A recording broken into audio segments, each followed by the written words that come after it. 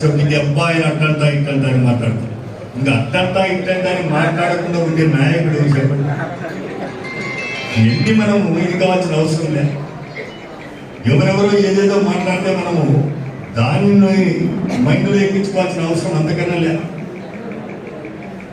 మీ అందరికీ విజ్ఞప్తి చేస్తా ఉన్నా, వైఎస్ఆర్ కాంగ్రెస్ పార్టీ 2019 సంవత్సరంలో వైఎస్ఆర్ కాంగ్రెస్ పార్టీని అన్నా రాంబాబును మీరు ఏ రీతికైతే ఆదరించినారో అదే ఆదరణ సోదరుడు నాగార్జున రెడ్డి గారి మీద కూడా మీరు ఉంచి విజయాన్ని వారికి చేకూర్చి ముందుకు తీసుకెళ్ళాలని కోరుతా ఉన్నా.